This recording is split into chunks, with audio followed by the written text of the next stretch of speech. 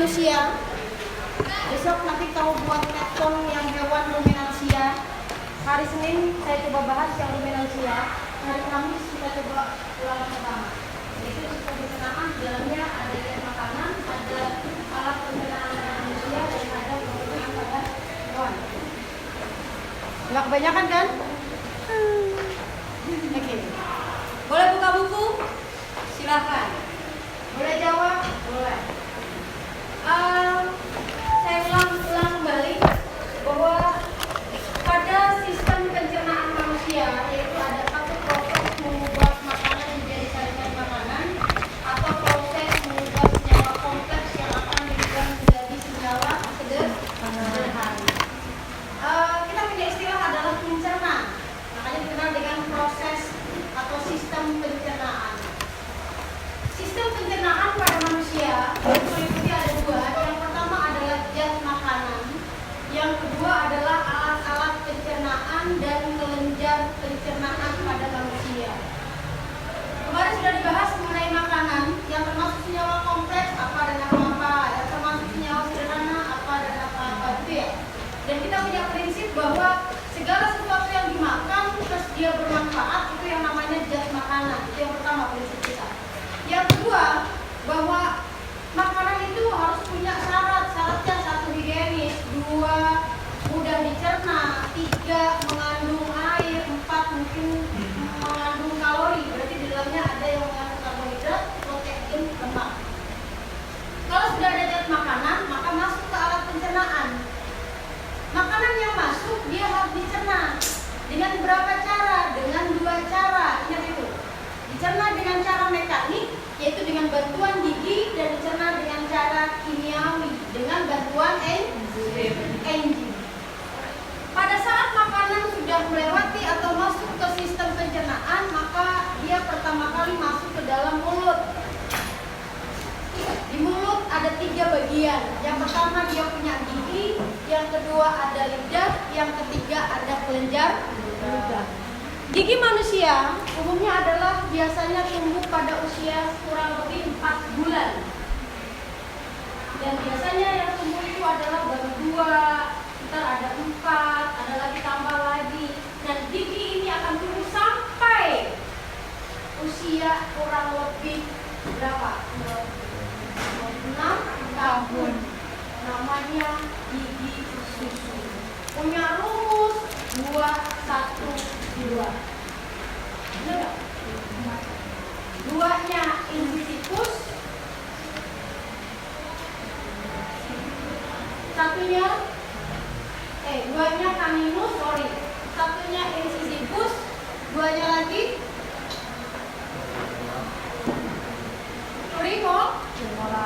premolar. Berarti dari gigi yang pertama kalau tumbuh adalah gigi susu 2-1-2. Ini juga sama 2-1-2, 2-1-2. Saya bikin begini, ini menunjukkan geraham atas, yang ini menunjukkan geraham bawah. ICPM, ICP, gitu ya. Ini juga ICP. Incisivus, caninus, premolar. Incisivus berarti ada 8. Caninus berarti ada 4. Nah ini berarti ada premolar ada 8. Ini namanya gigi susu. Sampai berapa? Dari kurang lebih adalah 4 bulan sampai adalah 6 tahun. Di 7 tahun biasanya ada salah satu yang di depan itu akan tanggal. Incisivus dia fungsinya untuk memotong. Caninus mencabik-cabik, premolar berfungsi untuk mengunyah. Pada usia 16 tahun ke atas maka akan tumbuh yang kita kenal dengan gigi tetap, yaitu penambahan 12. Ada 3, namanya molar, berjumlah 12. Jadi kalau gigi susu adalah 20, pada saat gigi tetap adalah 32. Fungsinya tetap sama, tinggal ICPM. Ingat ya, begitu saja. Incisivus, caninus, premolar, molar. Berikut. Yang kedua adalah lidah. Lidah berfungsi sebagai indera perasa.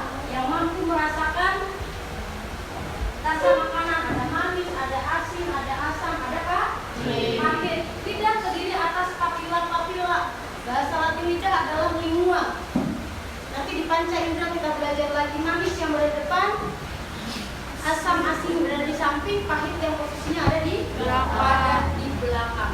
Lidah punya fungsi: 1. Membolak-balik makanan, 2. Membuat vokal suara, 3. Membersihkan gigi. Itu yang ada lagi, satu lagi, apa lagi? Udah. Indra perasa, membolak-balik makanan, membentuk vokal suara, plus yang terakhir adalah membersihkan gigi. Yang selanjutnya adalah kelenjar ludah. Ada 3.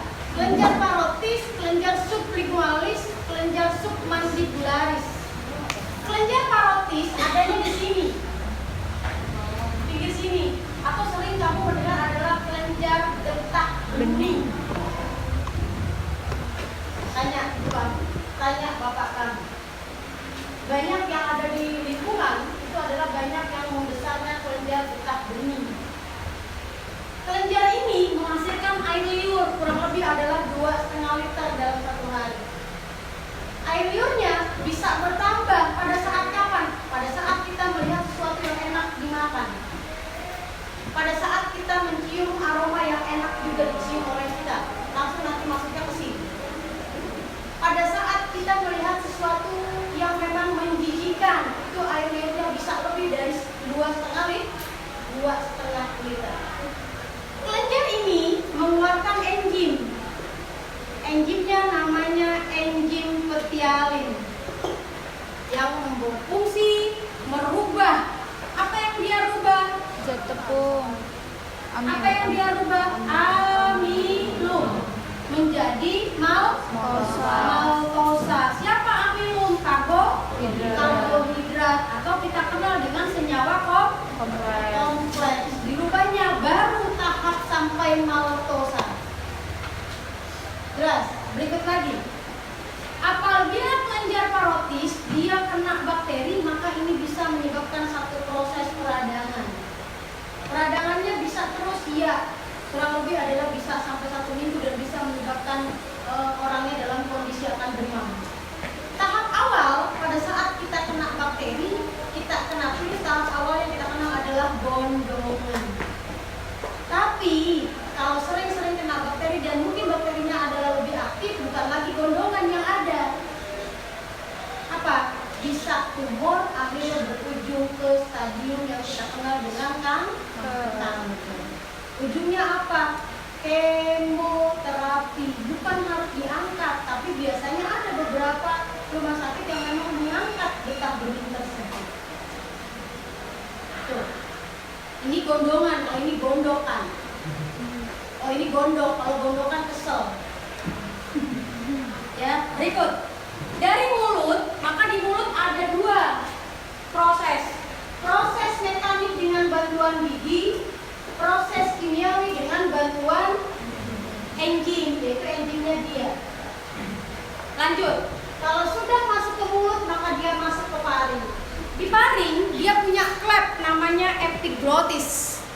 Klepnya mampu membuka menutup secara otomatis. Namanya epiglotis.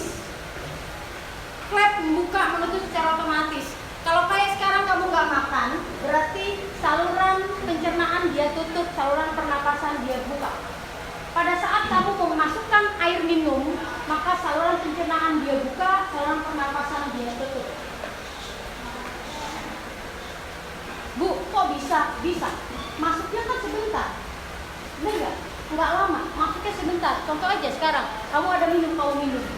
Tapi yang penting jangan ngobrol. Makanya ada yang bilang, pada saat kita makan jangan sambil ngobrol. Akhirnya tersedak. Kalau saya jadi orang tua, saya akan bilang, itu epiglotisnya bingung. Ini manusia mau makan apa mau ngobrol. Berarti etika makannya akan harus kamu jaga, etika ngobrolnya juga dijaga. Pada saat kapan kamu makan untuk tidak ngobrol, pada saat kapan ngobrol untuk tidak makan. Berikut. Dari epiglotis, dari paring masuk ke esofagus atau kita kenal dengan kerongkongan. Hati-hati. Kerongkongan dengan tenggorokan begini. Berdekatan. Tenggorokan adanya di depan, kerongkongan adanya di belakang.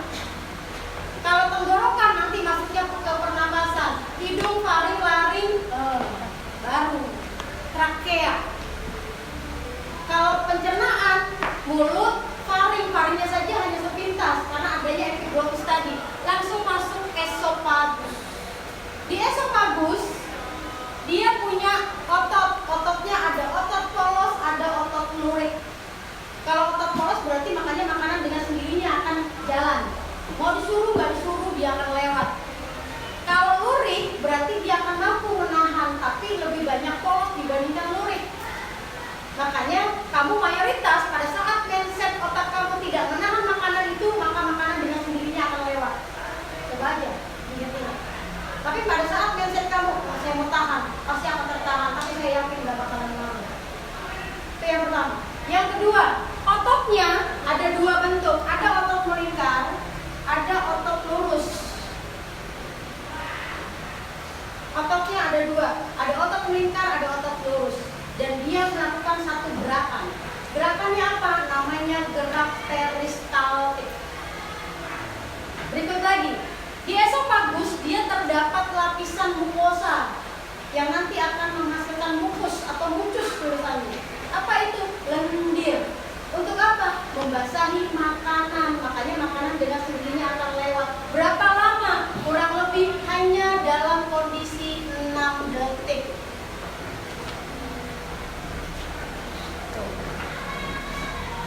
Kalau ototnya melakukan satu gerakan peristaltik, berarti di sini akan terjadi pencernaan dengan cara apa? Mekanik, tidak ada dengan cara kimiawi. Berarti pada saat kita mengkonsumsi satu piring lauk plus nasi, 1 sendok bertahan terus begini, berarti pada saat kita di dalamnya ada karbohidrat, ada protein, ada lemak, maka yang karbohidrat saja berubah bentuknya. Dari amilum maka akan berubah jadi maltosa. Senyawanya yang berubah. Protein enggak, hanya bentuknya yang berubah. Ukurannya pasti lebih halus. Lemak juga sama, enggak berubah, hanya bentuknya yang berubah. Tapi kalau pada saat kita makan di dalamnya 1 sendok ada karbohidrat, maka dia akan berubah jadi maltosa. Jelas? Berikut. Pada saat esofagus masuk makanan, berarti dia tidak hanya otot poros, tidak hanya otot lurik, tapi ada yang kita kenal dengan epitel. Jaringan pada hewan salah satunya adalah epitel, gitu ya. Epitel apa? Pipi 1 lapis, epitel pipi banyak lapis, epitel kubus 1 lapis, kubus banyak lapis, epitel silindris 1 lapis, silindris banyak lapis, dan yang berikutnya adalah epitel transisional, epitel yang bisa berubah bentuk. Esofagus kalau belum masuk makanan maka dia begini doang, lurus. Tapi pada saat masuk makanan maka dia akan begini.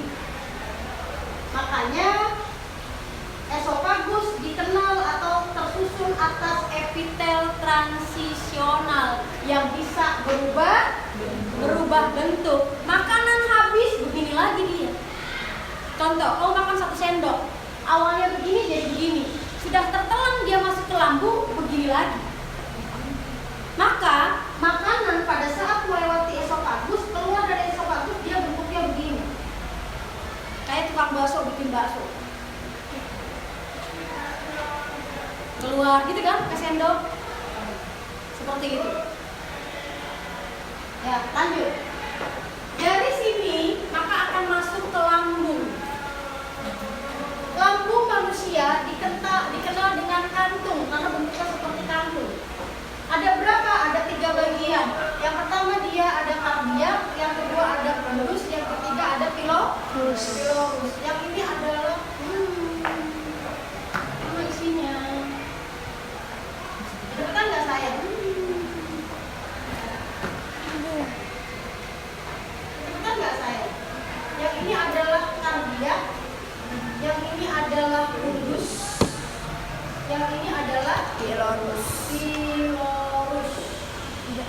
Tuh, bagian lambung. Kardiak, pondus, pilorus. Sebelum kardiak dia punya klep. Klepnya namanya sphincter kardiak. Sebelum ke usus dia juga punya klep namanya sphincter pylori. Klepnya membuka menutup secara otomatis. Jadi pada saat setelah dari esofagus makanannya begini. Tapi kalau setelah dari lambung makanannya hancur. Berikut, makanan yang berbentuk bolus-bolus, ini bolus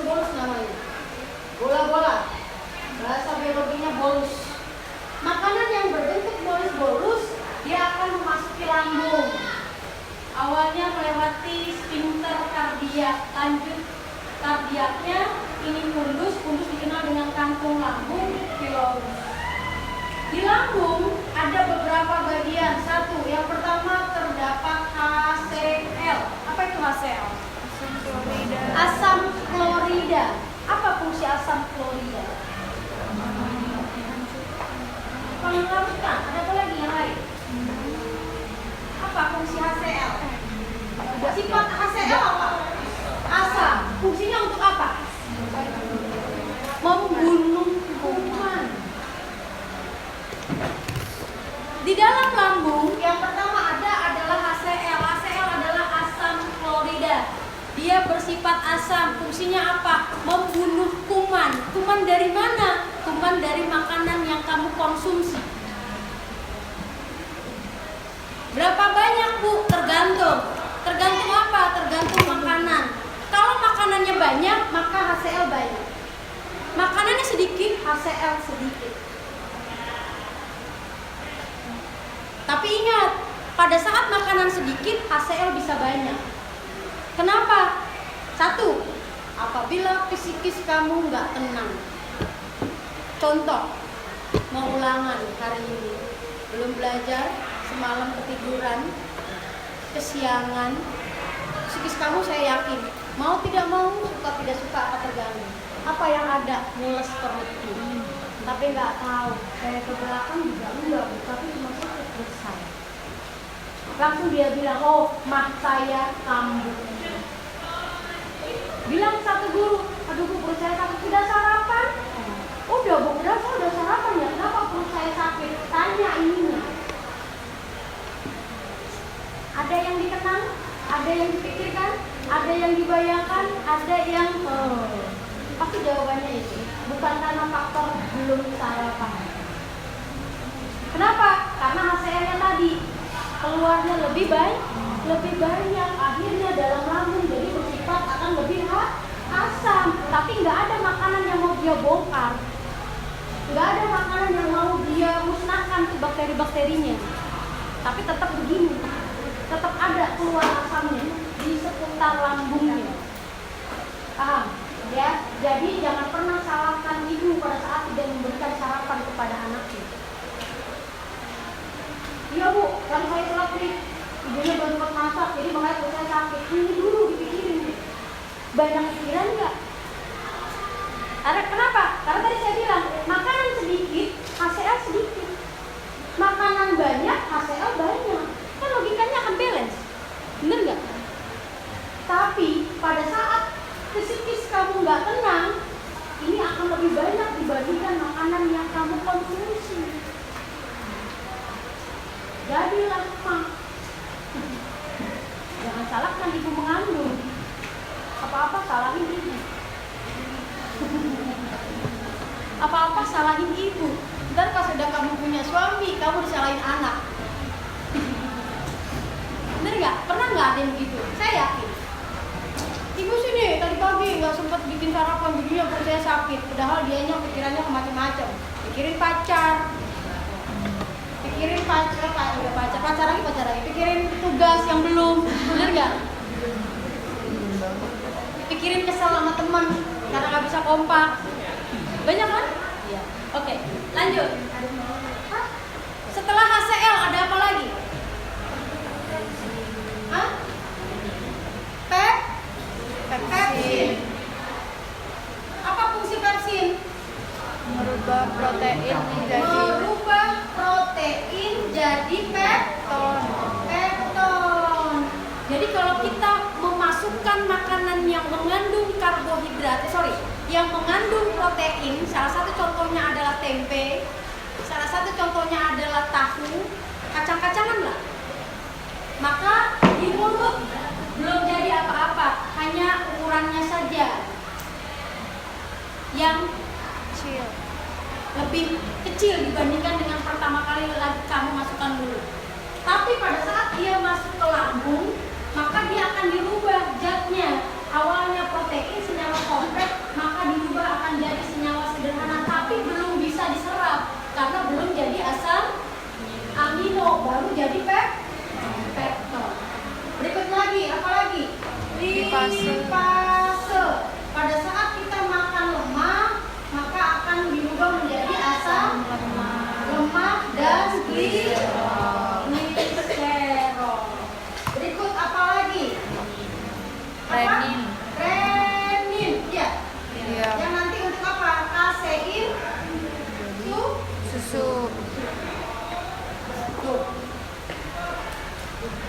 berarti pencernaannya dengan cara apa? Mekanik atau kimiawi? Kimiawi. Kimiawi.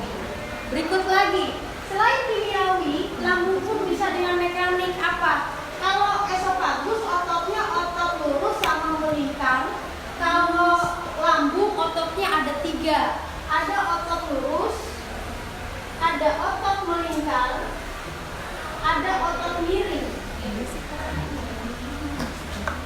Jadi 2. Gerakannya udah begitu. Geraknya sama, namanya gerak peristaltik. Maka pada saat makanan yang berbentuk bolus-bolus dia masuk ke lambung, maka ada 2 kerja. Mekanik dengan cara gerak peristaltik, kimiawi dengan cara Exit. makanan setelah diolah di lambung bukan lagi berbentuk bolus-bolus, tapi sudah berbentuk bubur. Atau bahasa latinnya adalah chim. Chimo. Chim. K-Y-M-E. Bukan lagi berbentuk bolus-bolus, tapi berbentuk bubur. Makanan yang dalam lambung jadi apa dia? Bersifat apa? Basah. Basah. Tapi pada saat keluar dari lambung, itu salah satu keajaiban Tuhan. Pada saat dia keluar dari lambung bukan lagi bersifat asam, tapi sudah netral. Kalau asam usus kamu rusak. Kalau lambung memang sudah biasa tempatnya dia. Tapi kan tadi HCl dihasilkan sesuai dengan makanan yang kamu konsumsi. Tapi pada saat ada pikiran, lambung kamu bisa luka karena apa? Pikiran kamu banyak, HCl tetap banyak, makanan sedikit. Tuh, pakai logika kita berpikirnya pakai logika. Lanjut. Di sini ada klep. Klep ini pada saat sudah lepas keluar dari klep ini, maka dia langsung jadi netral, bukan lagi jadi asam. Berarti bentuknya dalam bentuk chim. Di sini sphincternya namanya sphincter pylori. Lanjut masuk ke usus. Sebelum usus, di sini ada pankreas atau pulau-pulau Langerhans. Di sini ada hati. Hati-hati. Atau hepat. Bahasa Latinnya hepat. Dan ini adalah pulau-pulau Langerhans. Di hati, mungkin kamu suka lihat ada kantung empedu. Di sininya ada kecil, gitu ya. Warnanya hijau. Oh, kalau di ikan, kalau dia pecah, pahit. Kantung empedu itu, atau kita kenal bahasa Latinnya vesica pelea, itu adalah tempat pembongkaran sel darah merah. Sel darah merah manusia, kalau sudah 125 hari, maka dia akan masuk ke dalam hati. Dibongkar untuk jadi bilirubin dengan biliverdin. Nanti numpuknya di kantung empedu. Untuk apa? Warna pada feses manusia dan warna pada urin manusia. Makanya feses manusia yang normal adalah apa? Kuning ke coklat-coklatan. Gak tahu tuh, saya nggak pernah lihat karena saya juga jijik. Kalau buat kotoran kamu jangan jijik, justru kamu harus tahu warnanya berubah atau tidak. Minggu ini ya, kita cek ya masing-masing ya. Nanti komunikasikan dengan saya ya. Cuma cek doang, nggak diapain. Dokumentasi. Cuma dilihat secara morfologi. Nggak ada acak-acak. Dokumentasi. Bener nggak? Berikut di sini, hati dengan pankreas ini adalah kelenjar yang berfungsi dalam sistem pencernaan. Di hati dia akan menghasilkan empedu. Akan di dalamnya ada garam-garam empedu. Fungsinya untuk apa? Mengemulsikan lemak. Mengemulsikan lemak. Hanya lemak, bukan protein, bukan juga karbohidrat. Apa itu mengemulsikan? Membuat seperti minyak. Licin.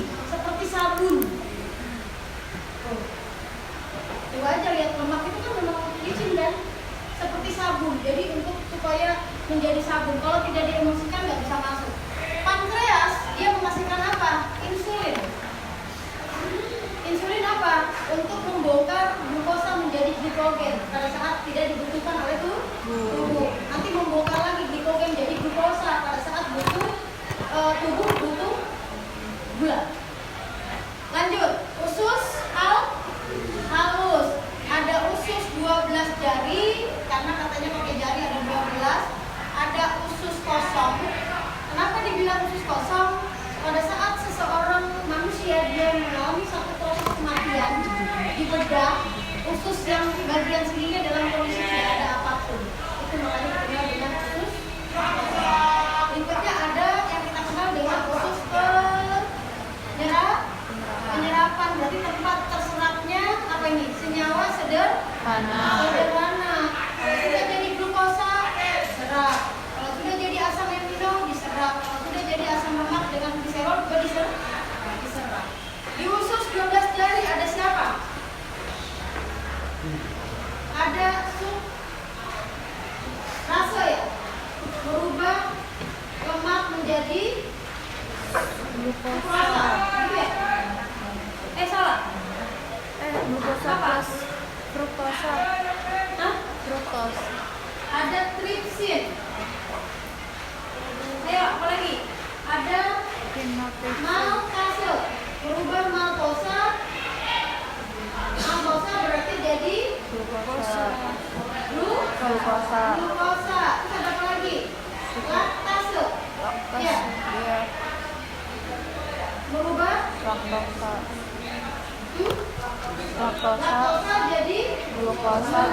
semuanya dalam bentuk glukosa. Berarti pada saat di sini sudah ada karbohidrat dalam bentuk glukosa, protein dalam bentuk asam amino, lemak dalam bentuk asam lemak dengan gliserol. Maka di sini ada proses penyerapan, diserap itu sari-sari makanan.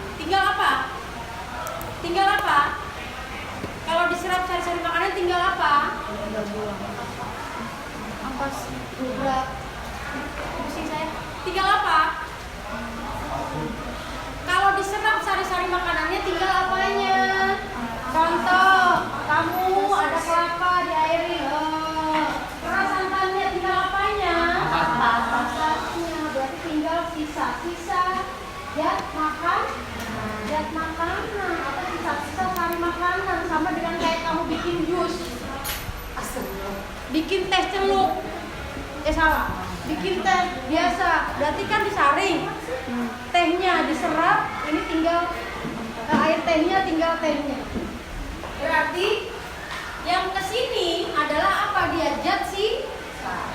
Zat sisa apa? Zat sisa apa? Oh iya, oke, zat sisa makanan apa dia? Kita kenal ya. Iya, zat sisa apa dia? Metabolisme.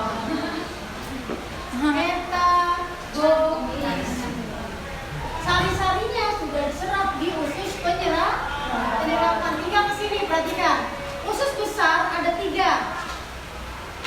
Ascendens, usus naik. Transversum, usus datar. Descendens, usus turun. Perhatikan. Yang ini adalah appendix, atau kita kenal dengan usus buntu. Jadi dari usus penyerapan masuk ke sininya turun.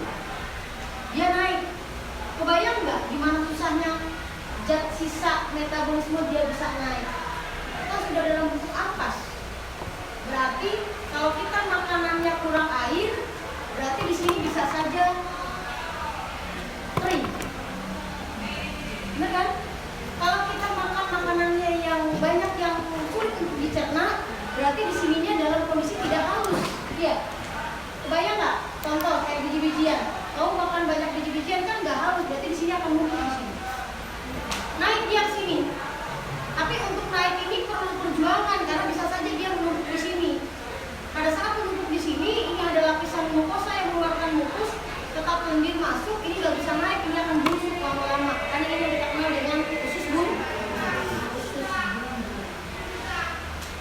Berarti prosesnya itu. Ada 3 di sini. 1. Proses pembentukan feses. Feses dibentuk. Proses penyerapan air. Air diserap lagi pada saat kapan, Bu? Pada saat tubuh kita kekurangan air. Contoh, udara panas. Minum kamu nggak pakai sayur, minum kamu. Makan kamu nggak pakai sayur. Minum kamu sedikit, walaupun sedikit udah pakainya yang berwarna bukan air putih. Berarti kan proses pencernaan. Diserap lagi. Berarti tinggal zat sisa.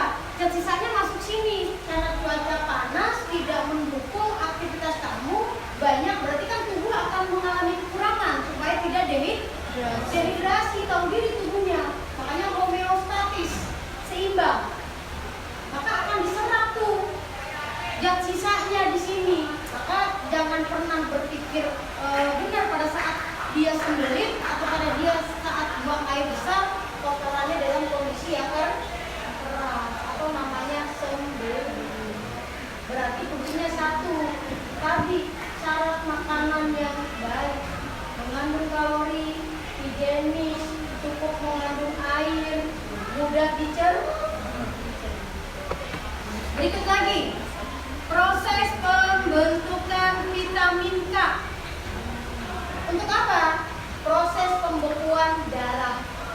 Vitamin K selain kita hasilkan dari luar, kita konsumsi dari luar, tapi kita juga butuh vitamin K atau ada proses pembentukan vitamin K di mana? Di ascendens. Untuk apa? Pembentukan atau pembekuan darah. Dari mana pembentukannya? Dari E. coli, bakteri. Itu di manusia ada bakteri Escherichia coli atau E. coli yang berfungsi untuk membentuk vitamin K.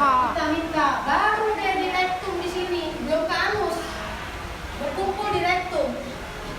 Pada saat ada penambahan zat sisa makanan, baru tertekan, baru lembut. Ingin BA? Oke, ada pertanyaan. Soal saya teriaknya ya. Karena udah siang, gue matanya sayur-sayuran. Halusnya di mana? Kenapa gue pengennya pakai lagi? Gak ada ya? Kecil. Perhatikan. Itu di situ nggak ada. Sore jadwal makan itu kan kadang-kadang malam ya. Malam nggak ada aktivitas. Malam nggak ada aktivitas. Makanya biasanya pada saat kita mengkonsumsi karbohidrat banyak pasti akan disimpan. Karena logikanya akan tidur.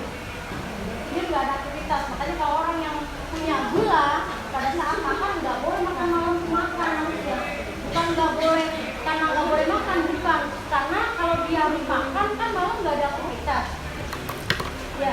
Sedangkan insulinnya sedikit, siapa yang membongkar glukosa supaya jadi glikogen untuk disimpan di otot atau disimpan di hati? Nah, kalau nanti tuh sebetulnya kotorannya habis makan udah langsung ke rektum, tapi masih lama nggak langsung dikeluarkan. Besok paginya udah mulai, apalagi kalau satu kebiasaan. Kalau pagi harus, kecuali dalam kondisi, berarti kalau yang tidak pagi berarti biasanya kadang-kadang pencernaannya dalam kondisi lagi belum bagus. Apalagi yang sering sembelit, aku dulu jawabannya, ayo banyakin minum dulu supaya tidak sembelit. Sembelit susah buang air besar. Ada lagi? Ada lagi? Gak ada?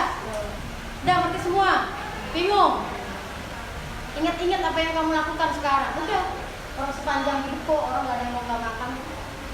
Ya, jadi dinikmati makannya, disyukuri. Selagi organ kamu masih bagus, jaga tuh organ kamu ya dengan makan makanan yang tadi saya bilang.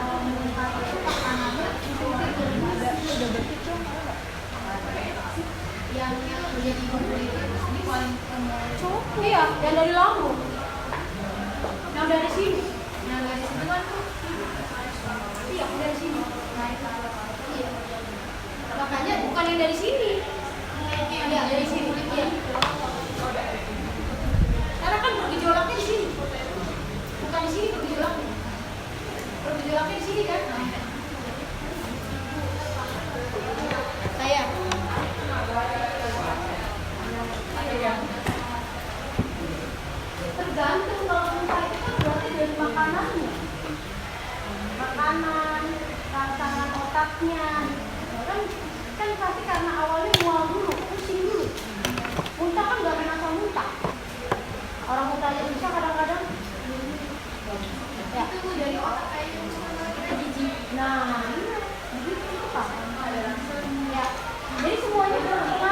Bukan begini, bukan kamu makan otak kamu diam juga. Tetap fokusnya di sini adalah pusat saraf. Otak adalah pusat saraf. Makanya kalau anak bayi pada saat dia lagi dalam kondisi demam pasti ininya panas. Kalau kita kan karena sudah tenggorokan sudah bagus, udah nggak kelihatan kulit-kulitnya, udah nggak tahuan palanya panas, yang dilihat ini. Nih. Masih otak kan bagiannya, frontalis di sini, dia kan kayak model helm. Semua kuncinya di mana? Di hipotalamus. Nanti pada saat belajar ginjal, kalau tubuh kita kekurangan air, maka hipotalamusnya turun, insulin turun, air diserap, ADH turun, ADH turun yang ada di sini, anti diuretik hormon turun. Kemana? Ke ginjal, diserap ke air. Ini tetap kuncinya ada di ginjal. Bukannya oh karena HCl-nya bu, karena ini bisa, kuncinya ada di sini. Mual pasti udah rangsangan gitu, konek mata, konek hidung, konek telinga, masuk ada rasa mual. Kayak kemarin tuh yang di perjalanan muntah-muntah kan pasti logikanya pusing dulu, nggak langsung. Pada saat kita melihat sesuatu yang jijik juga kan mata kita tuh punya respect dulu, baru kesininya mual. Dah, ada lagi. Gimana caranya biar nggak mual?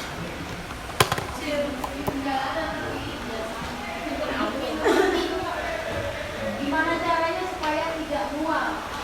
Bisa juga ya. Karena masing-masing mau dipakai. Wah, jangan Hujan beb. bisa kan kamu. Itu rasa kamu. Rasa pasti. Nah, bisa juga. Kan karena awalnya karena memang fakta ada di lapangan jadi tapi bisa juga sih juga mungkin kalau tanpa enggak. Tapi kalau mual mah enggak. Tapi juga yang muntah. Enggak. Pikiran kamu.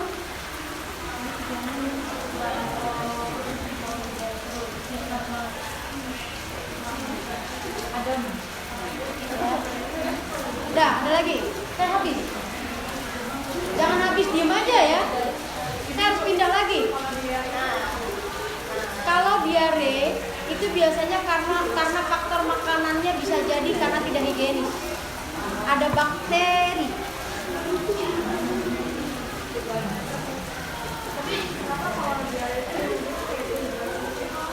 Ya iyalah. Diare kan logikanya dalam kondisi feses tidak normal. Feses kalau yang normal yang seperti apa? Kan dalam kondisi yang biasa kamu lakukan pada saat tidak diare kan? Artinya berserat dan tidak air. Biasanya kadang di ujung itu pasti ada air yang keluar. Baru selesai dibilang diare. Benar nggak? Nah, kalau dia dalam kondisi yang ada bakteri kan berarti memang fesesnya juga nggak normal bentuknya, makanya ada air-airnya tadi. Ya, gitu ya.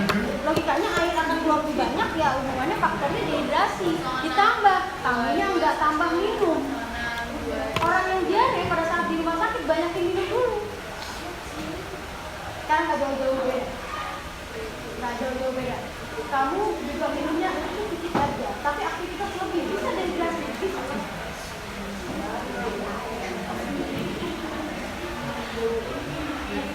Dikit keringatnya keluar terus, pasti kan jatuh awalnya lemas, belum dehidrasi. Kalau belum diare, kalau diare itu kan lebih contohnya tadi makanannya mungkin tidak higienis, ada sesuatu yang memang apa tangan kamu yang tidak higienis. Pada saat makan tidak menggunakan sendok, kalau menggunakan sendok berarti apa sendoknya, apa piringnya, tapi dalam kondisi kamu lagi sensi, bagian tubuh kamu yang lagi memang, misalkan kamu lagi banyak aktivitas, nggak fit. Nah, makanan kamu juga tidak mengandung proteinnya sedikit, gitu kan? Nah, itu kan bisa terjadi. Banyak faktor kan. Ya. Udah. Ada lagi? Kalau mukadir kan dari mulut keluar, dari itu keluar tuh gimana bu? Terus Apanya gimana? apa ingin tahu? Terus dia tuh, nah kata kok bisa kan dari mulut keluar bu, muntah-muntah. Nah kita juga Tadi saya bilang, apa sih pengertian makanan? Segala sesuatu yang bermanfaat. Tapi pada saat makanan yang kita konsumsi tidak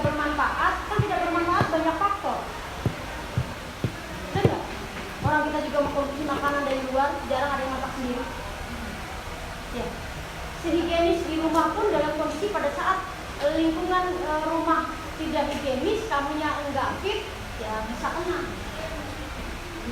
Karena kalau muntah ya karena faktor tadi, makanan tadi masuk, udah terkontaminasi bagian organ kamu, udah jadi akhirnya mual, ini ditambah, berarti paling ada bakteri tadi.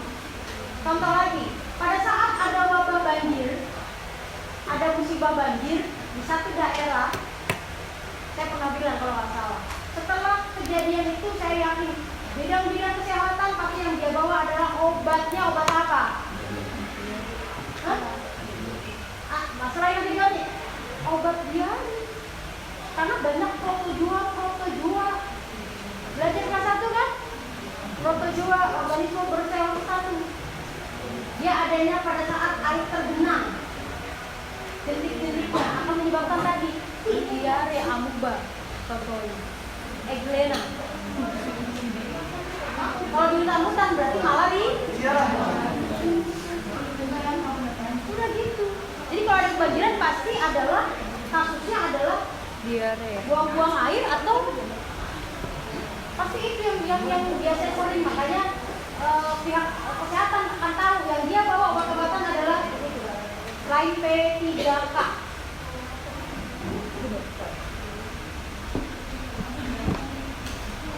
Ya, kalau keracunan itu dia reaksinya apa sudah nyampe keracunan makanan? Kalau keracunan makanan berarti sampainya di sini.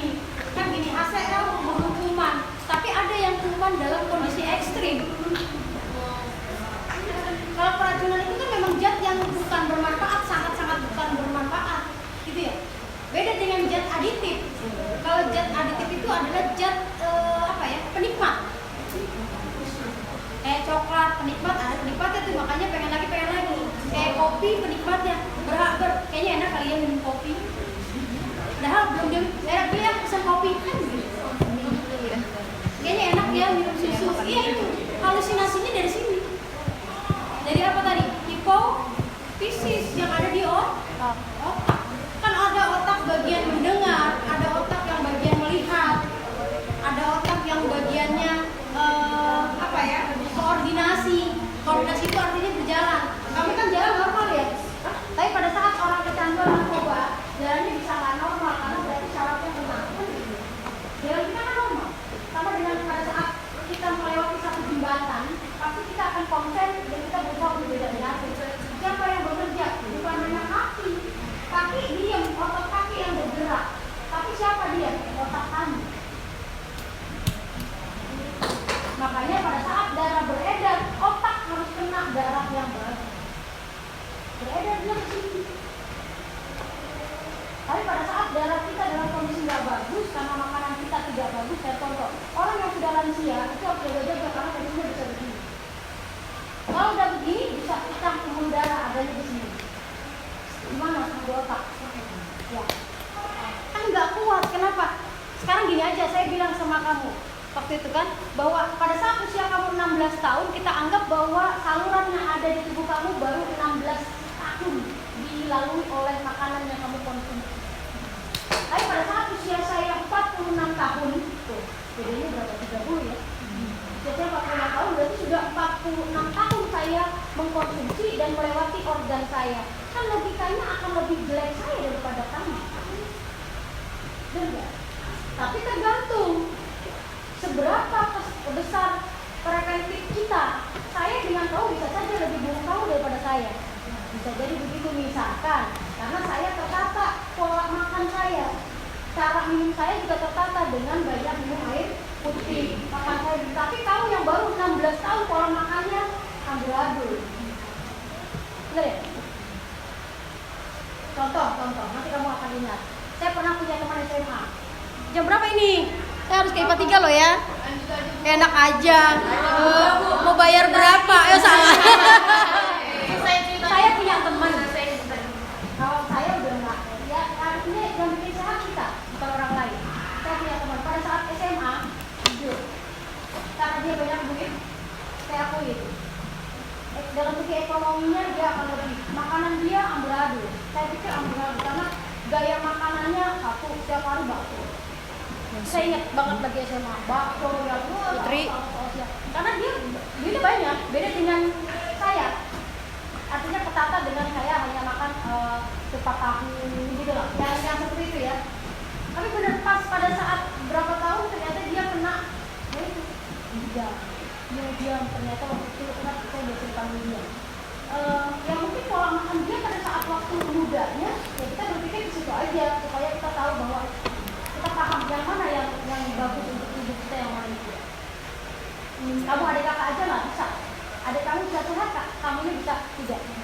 Bapak ibu kamu juga bisa. Itulah pola makan kita. Makanya saya bilang usia kamu masih rendah, ayo sayangi tubuh kamu dengan mengkonsumsi. Kan ibaratnya kalau dia tua udah banyak lemak di dalamnya, lemak.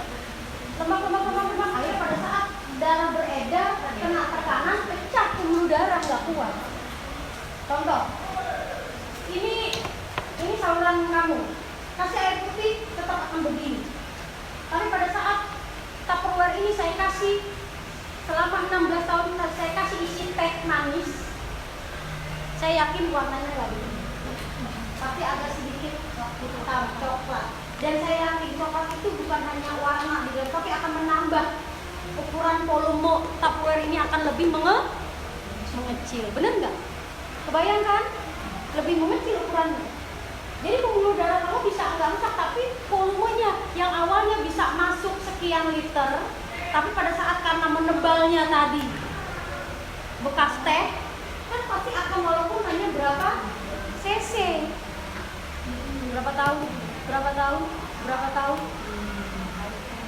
Sama dengan gini, kau makan bakso lemak, coba cek di mangkok kamu, cek di sendok kamu, cek di bagian sini pada saat lemaknya agak sedikit banyak, pasti akan rasakan lemaknya itu kan nempel di sini kan putih. Minumnya es, bagus nggak? Nggak bagus. Bagusnya adalah air hangat. Tanya ibu kamu pada saat ibu kamu menggunakan satu panci yang digunakan untuk masak yang berlemak, itu nggak susah.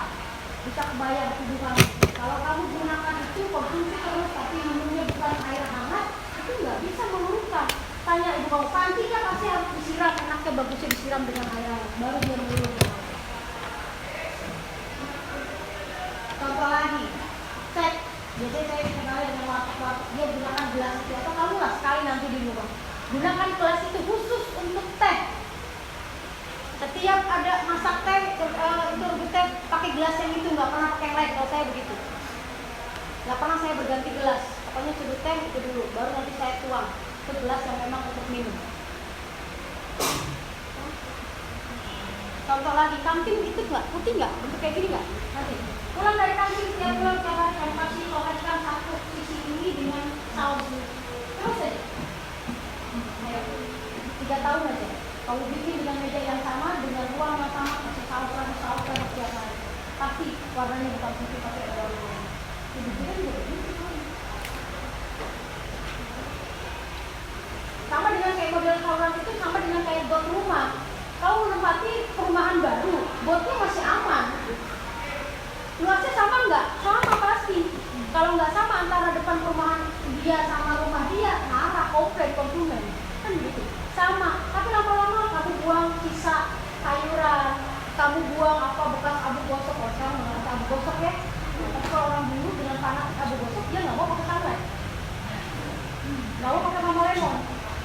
Lama-kelamaan, saya yakin gotnya akan mengecil, bukan gotnya mengecil karena banyak zat sisanya tadi mengecil. Akhirnya ruang untuk tempat air mengalir itu akan lebih kecil. Ya sama, saluran pembuluh darah kamu begitu sama. Jelas?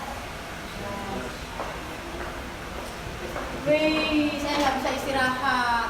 Harusnya masih ada istirahat 1 jam. Lanjut baru di kelas 3. Kan? Saya jadinya nggak istirahat.